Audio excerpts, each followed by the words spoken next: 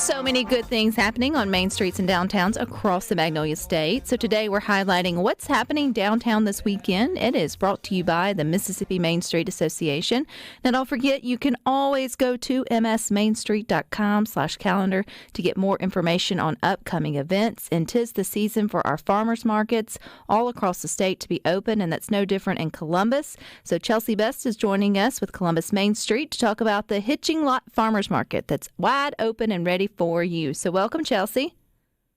Hi, thank you for having me. Well, I love a good farmers market. I love that they are unique and interesting, yet the same in all of our communities. I mean, obviously they have a foundation, but each one of them's story is a little bit different. So give us a little bit of background behind the Hitching Lot Farmers Market. Okay, well, we were established originally in 1976. And it has been around for such a long time, and then it got revamped back in, I think, 2006. And since then, it has been a thriving part of our community. Everyone knows about the market, and those who don't do find out about it quickly. We have a huge variety of vendors who come every year. We have new ones. And there's just a rich history to our market that a lot of people know about. And we got the name Hitching Lot because people used to hitch up their horses at the market. So it does have a bit of history to the name as well. Oh, I love that. Where are you guys located in Columbus?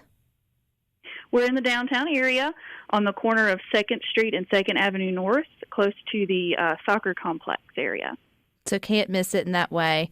So it feels like that's one thing I love, Chelsea, about our farmers markets. People who finally, hear about them or get out and do it for the first time. I always say you're not going to buy all your groceries there. That's not the point of a farmers market, is to check that completely off your list. But it's the entire experience and the community aspect of it, even if you do go and just get a handful of things, and to meet your producers or your farmers in whatever you're buying, or being encouraged to try something new. So in terms of produce or dairy or meats or whatever, what can someone get at the farmers market there? Well, our farmer market is very varied. We have a lot of variety here. This year is our first year to have a meat vendor, so we're very happy to have Shady Acres Farms as our beef vendor. We have a ton of amazing produce vendors. We've got, I think, 14 total vendors who sell produce, anything from strawberries, potatoes, tomatoes, corn, onions, et cetera, et cetera. The list goes on and on. We've got plant vendors who sell fresh cut flowers that are in gorgeous bouquets that they cut themselves and grow with their families, and herbs. And we have a ton of baked goods and canned goods that are all locally made, locally sourced, and just an enormous amount of variety at our market. And we also do have some arts and crafts at the market to get those things that you might need for gifts as well. Do you find that this becomes kind of like a weekend tradition for a lot of families? So you find that they're getting up on Saturday, or you could tell us the times too. I think you'll also open some days during the week, during the summertime. And it's just a stop that they do, as part of their weekend ritual? Absolutely. We definitely have noticed a change in our audience. We do, of course, have all ages at our market. We have a lot of young people coming, a lot of people my age who are starting to come to the market now, like millennial age, and they are bringing their kids and their families. They're getting more involved with the activities at the market, and they're more encouraged and really, really good about buying local and shopping small. We do try to encourage that as much as possible. And I've noticed that we have our older generations there early in the morning, and then a little closer to the end of the market, we start seeing the younger folks with their kids. So it's every age range you can think of. I've been noticing coming to our market more. And we do have a midweek day on Tuesdays from 4 to 6 now, and then our Saturdays 7 to 10. So we have a couple of options for people. Saturday's always, of course, going to be the bigger day, but we do have a nice selection of vendors who come on Tuesday evenings as well. Do y'all also have local honey? Someone asked on the text line there. Chelsea, do y'all have local honey at your farmers market? We do. We have at least a couple of vendors who carry honey. We have a pecan vendor who also has honey, and then we have a baked goods vendor who also sells honey as well. And then sometimes we'll have a daily vendor or two who bring it as well. I was looking on y'all's Facebook page. It looks like you promote and share kind of who your vendors are and what people can expect when they come. Is that the best place to go to kind of keep up with what's happening at the farmers market? Absolutely. Our Facebook is the number one place, and you can also follow our Instagram, Hitching Lot Farmers Market. We post anytime the farmers let us know what they're going to have that day. We make a post about it so people can make plans. And we also always have people show up that we don't know about, so you never know what else is going to be there when you show up. Well, Chelsea, I appreciate your time and reminding folks that our farmers market are still a fun and unique way to shop local and support small businesses, and still supporting your Main Street and everything else that's going on. So I hope y'all have a wonderful turnout on Saturday.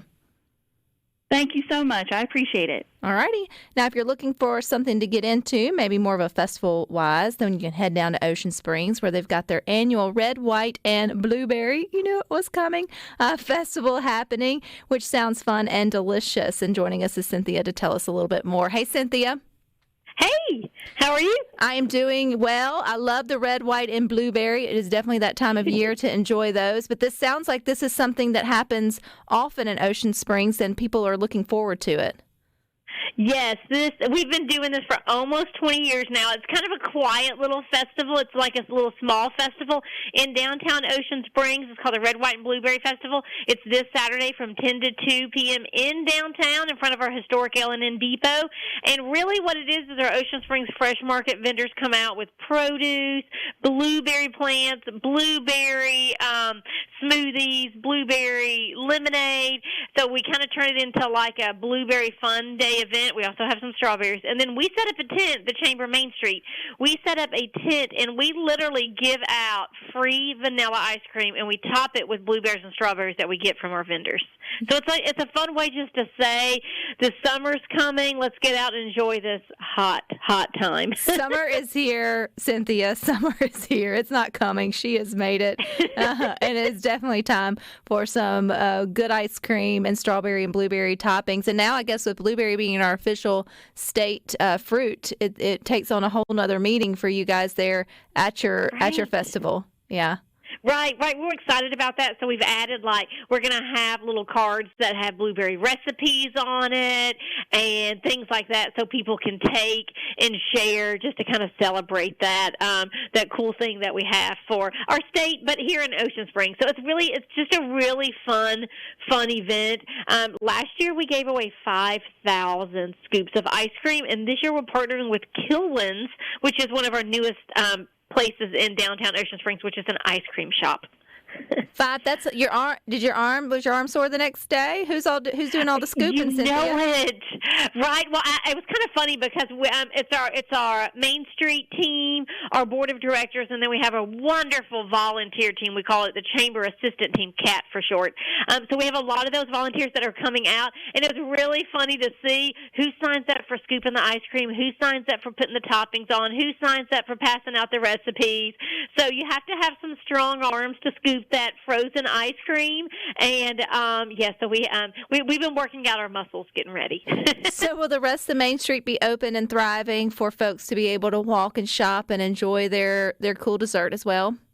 Yes, most definitely. That's what we want you to do. We want you to come, get some ice cream, then check out downtown. All the shops will be open. They have all their fun summer colors, red, white, and blue, and some of their shop windows, just to encourage everybody to have fun this summer. So downtown will be open with all of our restaurants that have patios on it. Some of those will actually have live music on their patios, so it's going to be a fun weekend. Ocean Springs used to be the best kept secret, Cynthia. I think y'all have gotten the word out. I feel like a lot of folks are headed down there for all the different things you have going on. I know that's just testament to all the hard work. This is just one of many events I'm sure that are coming up this summer. So if folks are looking to make that small getaway or just looking for a fun trip, do you guys have somewhere where all the things are listed for what's coming up? Yes. Or you can give us a sneak peek of what's around the corner this summer. Oh, yes, definitely. Okay, so we have some really cool things coming up. We actually are unveiling this week our Pelican Pound, which is actually a $5 coin program. You can get those at the Visitor Center, and it's $5 towards purchasing anything in downtown at participating shops and restaurants. So that's a cool, fun summer incentive to get people around town. We have the July Sidewalk Sale coming up. We have our 99 Days of summer campaign where we tell you 99 fun things to do each day in the summer of Ocean Springs, around Ocean Springs.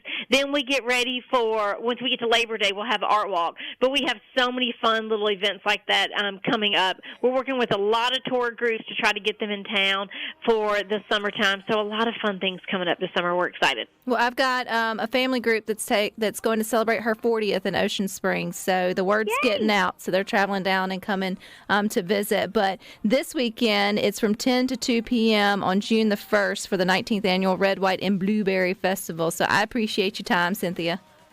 Awesome. Thank you so much. All righty. And don't forget, if you're ever looking for something to do around town, you can go to msmainstreet.com/calendar to get more information on upcoming events in your area. But stick with us. We got some more good to talk about coming up next.